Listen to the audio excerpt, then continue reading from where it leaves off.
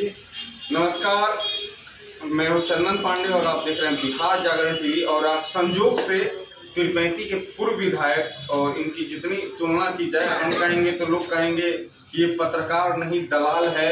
और खैर वैसे भी हम काफी पीरपैंती प्रखंड में बदनाम है। कोई मोहम्मद समीम कमेंट करता है, कोई मोहम्मद कुछ कमेंट करता है, तो हमको अल्लाह फलना चिल्ला से कोई फर्क नहीं पड़ता है। जो सच होता है मैं वो दिखाता हूँ। और मैं एक बात कहना चाहूंगा, संजोगवश अमन पासवान जी मिल गए, लगातार क्षेत्र में भ्रमण हो रहा है। और आप देख सकते हो, मैं पहला सवाल यही कहना चाहूंगा कि अमन पासवान जी ने अगले साल भी मेहनत किया था, जो निर्दलीय चुनाव लड़े हुए थे। संजोगवश मोदी जी के नाम पे कुछ अछूते चेहरे को जीत मिली हुई थी। मैं उस अछूत चेहरे का नाम नहीं लेना चाहूंगा, उस अछूत चेहरे का नाम आप लोग को भी पता होगा। तो आज का जो पहला मुद्दा रहेगा शिक्षा। तो विधायक जी, जिस तरह आप देख रहे हैं, आज की खबर चला है पीरपैंती प्रखंड के तियरा क्षेत्र में जिस तरह से कटाव हो रहा है, और जो शिक्षा है, शिक्षा बीपीएससी टीचर की जो बहाली हुई है, काफी उसकी व्यवस्था लचर पचर हो गई है। तो उस संदर्भ में अगर जो पीरपैंती प्रखंड में लगातार भ्रमण कर रहे हैं, लगातार फेसबुक पे, एक्टिव पे, सोशल मीडिया पर आप वायरल हो रहे हैं, इस संदर्भ में क्या कुछ करना चाहिए? चंदन जी, आप सच दिखाते हैं, इसके लिए आपको धन्यवाद। हम कहना चाहेंगे कि उस 90 के दशक को याद करिए, उस राज को याद करिए कि क्या हो, कहाँ शिक्षा थी, जहाँ चरवाहा विद्यालय की बात हुआ करती थी। और आज शिक्षा में माननीय मुख्यमंत्री नीतीश कुमार के रीजन में, एनडीए गठबंधन की सरकार के रीजन में इतनी अच्छी व्यवस्था हो गई है कि जहाँ एक विद्यालय में 25-50 बच्चे होते थे, वहाँ 500 बच्चे उपस्थित थे। शिक्षक में भी गुणात्मक सुधार हो रहा है। प्रतिदिन माननीय मुख्यमंत्री, शिक्षा मंत्री लगे हुए हैं कि कैसे आखिर गुणात्मक विकास होगा शिक्षा का, कैसे सुधार होगा शिक्षा में, कैसे टीचर को घर के नज़दीक किया जाए, जो कि टीचर 24 आवर बच्चे के बीच लगे रहे। तो शिक्षा में दिन दुनी रात चौगुनी करके सुधार हो रहा है, इसमें कहीं कहने की जरूरत नहीं। आप उदाहरण हैं, हम भी 90 के दशक में पढ़े हैं और आज के बच्चे को भी देख रहे हैं। उसको खाना पीना, अच्छी शिक्षा और जो शिक्षा का दर है कि ये विधायक जी, मेन चीज क्या है ना कि हम लोग भी सरकारी स्कूल के विद्यार्थी हैं, हम लोग भी सरकारी स्कूल में ही पढ़े हैं। तो एक छोटा सा सवाल रहेगा, क्या आपको नहीं लगता है कि सरकारी स्कूल में जो शिक्षक हैं, क्या उनके बच्चे सरकारी स्कूल में नहीं पढ़ सकते? उनके बच्चे क्यों प्राइवेट विद्यालय में पढ़ने जाते हैं? आज भी सरकारी स्कूल के बच्चे, हम लोग भी शिक्षक के बच्चे हैं, हम लोग भी सरकारी विद्यालय में पढ़े हैं। कुछ लोग ऐसे हैं, कुछ ऐसे शिक्षक हैं जो नहीं पढ़ाते हैं, लेकिन हम इस पीरपैंती की बात करते हैं, अभी की बात करते हैं। यहीं के पढ़े लिखे लोग जो कि डायरेक्ट जज का एग्जाम देके डीजे बने, यहीं के लोग कई डिप्टी कलेक्टर बने। मेरा भाई भी डिप्टी कलेक्टर है, वो भी उच्च विद्यालय अकबरपुर, मध्य विद्यालय अकबरपुर में ही पढ़ाई किया। सब लोग धीरे धीरे सुधार हो रहा है, क्योंकि इसके पहले की जो सरकार थी, इतना शिक्षा का स्तर गिरा चुके थे कि उसको सुधारने में थोड़ा समय लगा और कुछ ही दिन में सारा सुधार होगा। इस बात को मैं एकदम गंभीरता से लेता हूँ, क्योंकि अभी जो लगातार 3 से 4 साल में शिक्षा का जो ज्ञापन बढ़ा है, खास करके लड़कियों के माध्यम में, कोई बच्ची एसडीएम बन रही है, कोई आपका लेबर कमिश्नर बन रही है, कोई लेबर इंस्पेक्टर बन रहा है, और खास करके हमारी भतीजी अभी कुछ दिन पहले जज बनी पीरपैंती चांदपुर की। लगातार खास करके लड़कों से ज्यादा लड़कियां आगे हैं। और इस शिक्षा संबंधी को छोड़ के मैं स्वास्थ्य संबंधी में विधायक जी से बात करना चाहूंगा।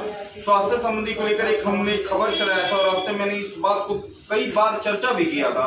एम्बुलेंस ही काफी खड़ी थी, शायद आप लोग ने भी लेटर लिखा था, उस एम्बुलेंस को दोबारा चलवाया भी गया, और आज उस एम्बुलेंस लगातार दौड़ रही है। तो अभी जो व्यवस्था है पीरपैंती रेफरल अस्पताल में, अगर कोई बड़े अधिकारी भागलपुर से आते हैं, तो जितने भी नर्स हैं सारा अपना गेटअप में रहती है, व्हाइट ड्रेस, व्हाइट, और बालों में क्या बोला जाता है, कैसरी ओपरी, वो सब लगा के रखती हैं। तो क्या लगता है कि हमारे पीरपैंती का जो रेफरल हॉस्पिटल है, जुब्बा भैया है सितनिया पंचायत की, इनकी पंचायत हल्का बाढ़ पीड़ित आता है।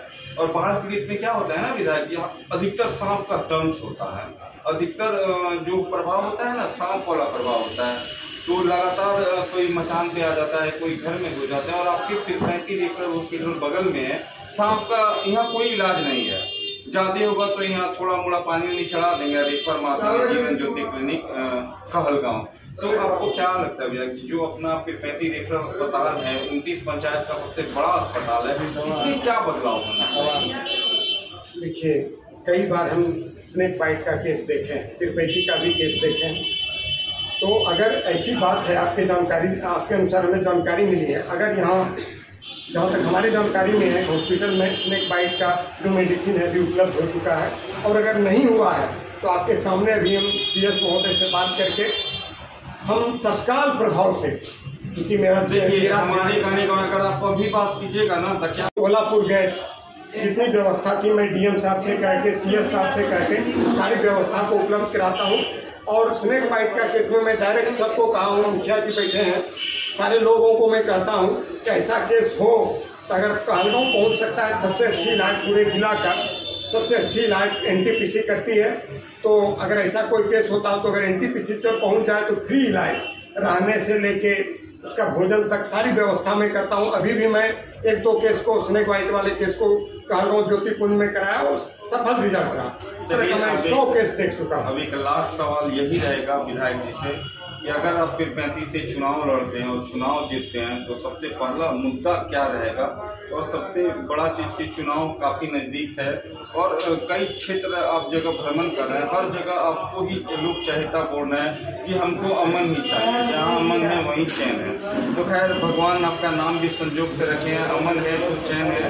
अब वो तो लोग जाने, जनता जाने, हर जगह आप चाहते सुन ही रहे हैं, चाहे वो फुटबॉल छाप से लड़े थे, निर्दलीय लड़े थे। और एक बात और कहना चाहूंगा, अगर पीरपैंती में पहली बार अगर भाजपा ने कमल खिलाया था तो यही अमन पासवान जी हैं जो पहली बार इन्हीं के नेतृत्व में कमल खिला हुआ था। मैं आपको क्लियर बता रहा हूँ और हम चाहेंगे जो हमारे विधायक जी हैं अमन जी कि जो नौयुवक हैं और पीरपैंती में मेन मुद्दा है 25,000 करोड़ रुपए की लागत से NTPC का जो निर्माण हो रहा है और ये हमारे पीरपैंती क्षेत्र के लिए काफी गर्वान्वित होने वाली बात है। तो हम ये चाहेंगे कि जो हमारे विधायक जी हैं खैर जैसे ऐसे भी हमारे कहीं छुपा हुआ मुद्दा नहीं है कि कहलगांव में अगर NTPC बना तो कहलगांव के लोग लाभान्वित हुए हैं, और अगर पीरपैंती में NTPC बनेगा तो सिर्फ पीरपैंती के लोग ही लाभान्वित होंगे। ये मैं दावे के साथ कहता हूं कि हम बाहरी लोगों का कहीं कुछ चलने वाला नहीं है, सिर्फ पीरपैंती प्रखंड का लोग ही, वो भी जो शिक्षित होंगे, जो जिस आधार पर उनका एजुकेशन होगा उस आधार पर उनको कार्य जरूर दिया